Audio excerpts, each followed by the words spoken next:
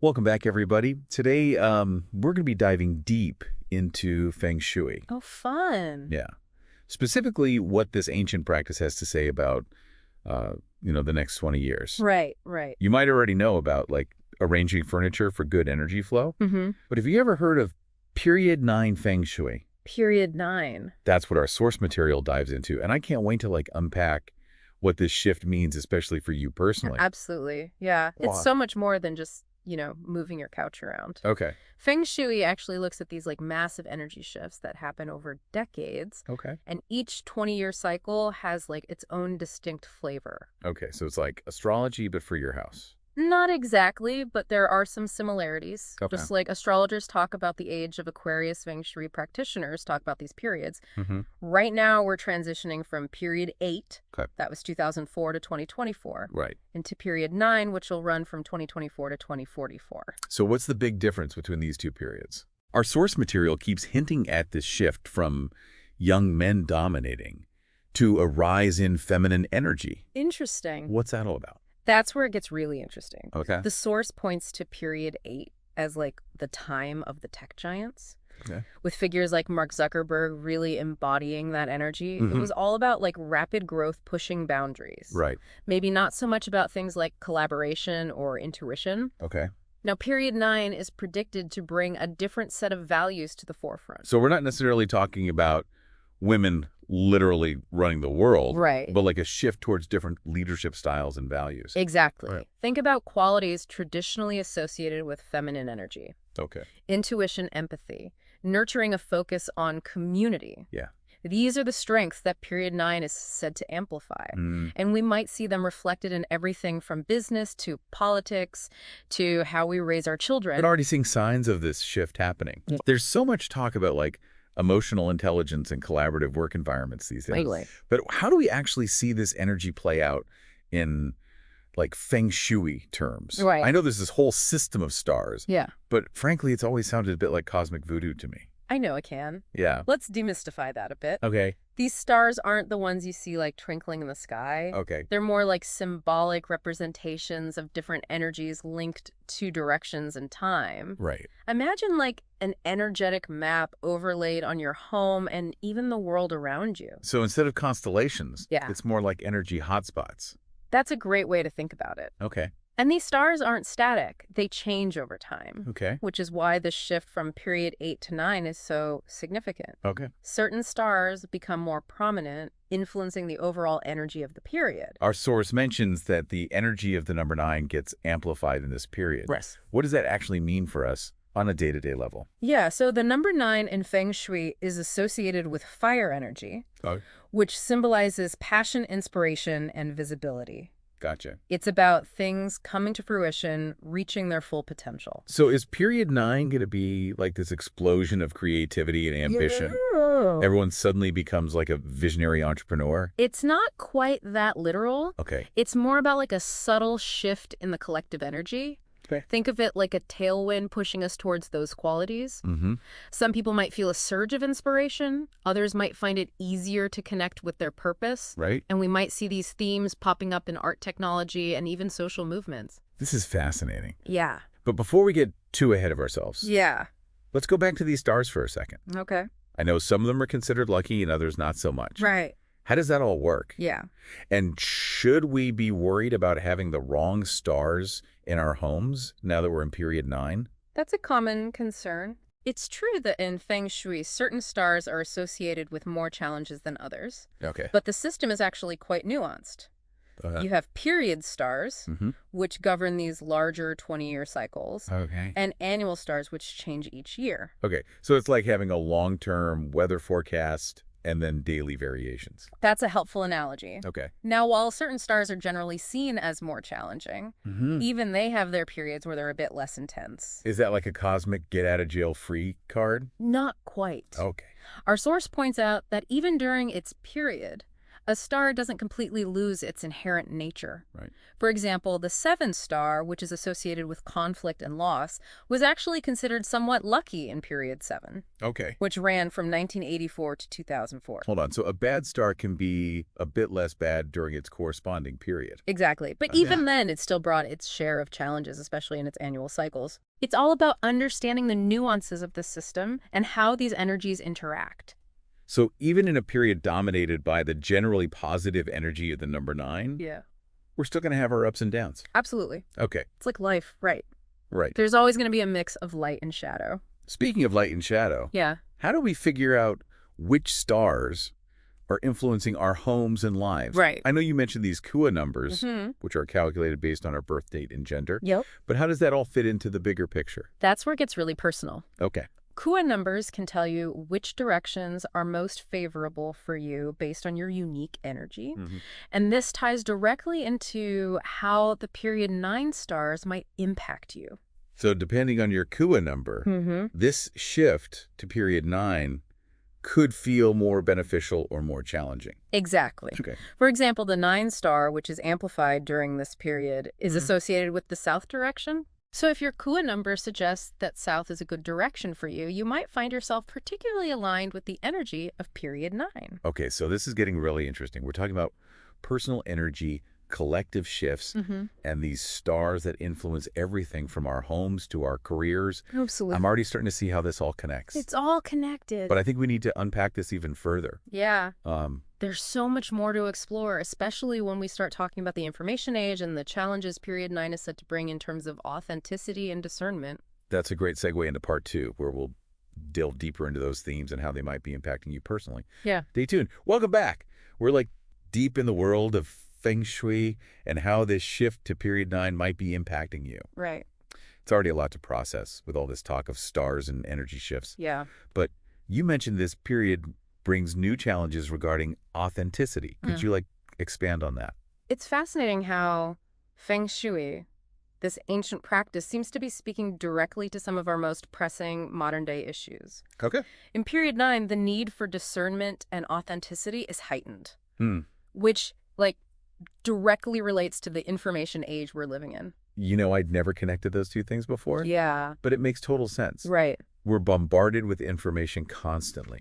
Social media news, deep fakes. Mm-hmm. How do we know what's real anymore? Exactly. And that's where this heightened need for discernment comes in. Okay. Period 9 encourages us to develop our intuition, Mhm. to question our assumptions, Right. and to be more mindful of the sources we trust. It almost feels like a test. Yeah. Like we're being challenged to become more discerning consumers of information Yes. and to be more mindful of how we present ourselves online. Definitely. And it's not just about avoiding being fooled by misinformation. Okay. It's also about cultivating authenticity in our own lives.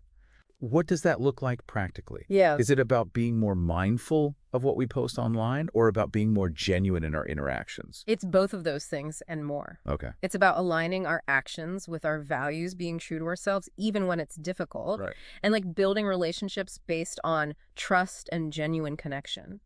Earlier, we were talking about how period 9 is said to amplify feminine energy. Mm-hmm. And I'm starting to see how that ties into this need for authenticity. Would you Yeah. say there's a connection there? Absolutely. Okay. Feminine energy is often associated with intuition, empathy, and a focus on connection. Right. These are qualities that can help us navigate the complexities of the information age. So instead of just blindly accepting what we see or hear, Right. we need to check in with our gut feelings. Yeah. Be more empathetic towards others' perspectives. Exactly. And build relationships based on trust and transparency. Precisely. Okay. It's about moving away from a more masculine energy of competition and dominance Mhm. towards a more collaborative and compassionate way of being. Okay, so that's the big picture. Yeah. But what about our homes? Yeah. Does all of this mean we need to revamp our spaces to align with this new energy? Fortunately, our source material suggests that most of the time drastic changes aren't necessary. Okay. Our homes naturally adapt to these energy shifts as we live in them. Okay. We rearrange furniture, we redecorate, Right. make repairs. Yeah. It's an ongoing process of alignment. So just by living our lives and making those natural adjustments to our spaces, we're subtly aligning with the energy of period 9. Exactly. Okay. However, If you're looking to give your home an extra boost of period 9 energy, there are simple things you can do. Okay. Remember how we talked about the 9-star being amplified in this period? Right. Well, it's associated with the south direction and the element of fire. Right. And the south direction is also connected to things like fame, reputation, and recognition. It's starting to feel like there's a theme here. There definitely is. If you want to enhance these aspects in your life, our source suggests incorporating more fire elements into the south area of your home. What does that look like, practically? Yeah. Are we talking about building a bonfire in our living rooms? Not quite. Okay. It can be as simple as adding candles, artwork with warm colors, or even a fireplace if you have one.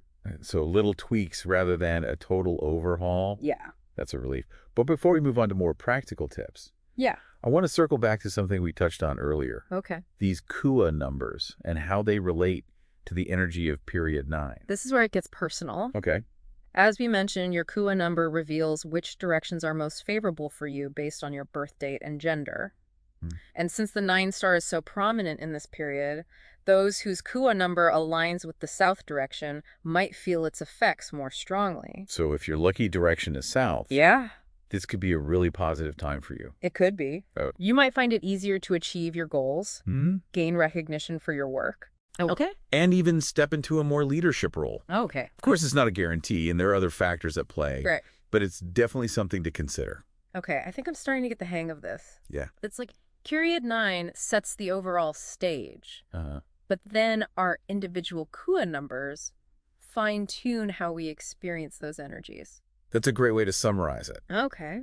Now let's dive into some more practical tips about how to navigate this period and harness those energies to your advantage. Sounds good to me. Let's explore that in part 3 of our deep dive.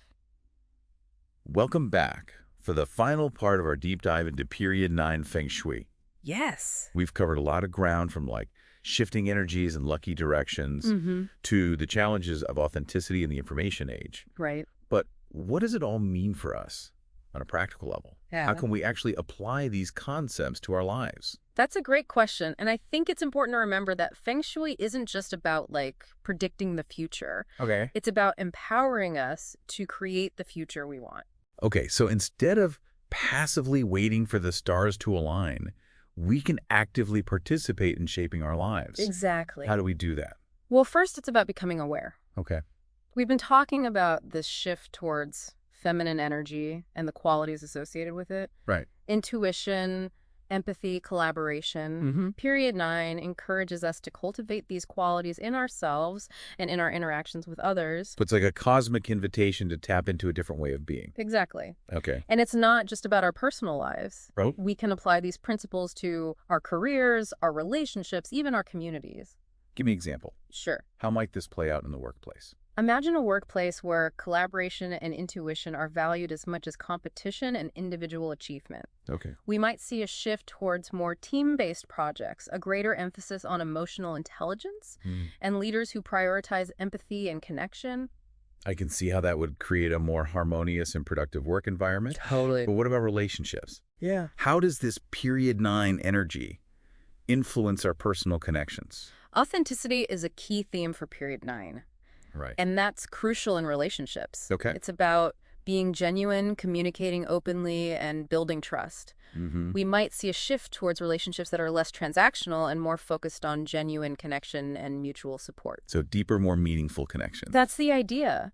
And remember, the 9-star is associated with fire energy, Right. which symbolizes passion and inspiration. Yeah. So this period could also bring a renewed sense of passion to our relationships, both romantic and platonic. Okay, we're really starting to see how this all ties together. Yeah. It's about tapping into our intuition, embracing authenticity, and building stronger connections with ourselves and others. But where do we start? Yeah, that's the question. What's one practical step we can take today to align with this period 9 energy? Our source material emphasizes the south direction and the element of fire. Right. Why not try incorporating more fire energy into the south area of your home? Okay. It could be as simple as adding a candle or a piece of artwork with warm colors. I like that. It's a small symbolic gesture that can help us connect with this energy shift. Yeah. Any other tips for those of us who want to embrace the energy of period 9? Remember that the south direction is also linked to fame and reputation. Right. Period 9 encourages us to step into our authentic selves and share our gifts with the world. Okay. So perhaps it's time to revisit a passion project you've been putting off, or to find ways to use your voice to make a difference. That's inspiring. So to recap, period 9 is about embracing qualities like intuition, empathy, and authenticity. Yes, It's about building stronger connections and finding ways to express our unique selves in the world. absolutely. And it's a reminder that we're not just passive recipients of these energies. Right. We have the power to work with them consciously to create a more fulfilling and aligned life. Couldn't have said it better myself. Well, thank you so much for sharing your insights with us today. It's been a fascinating journey into the world of Feng Shui and what it holds for the next 20 years. It was my pleasure. And to all of you listening, we hope this deep dive has sparked some inspiration and given you some practical tools to navigate this exciting new era. Yes, I hope so. Until next time, keep exploring, keep questioning, and keep creating the future you desire.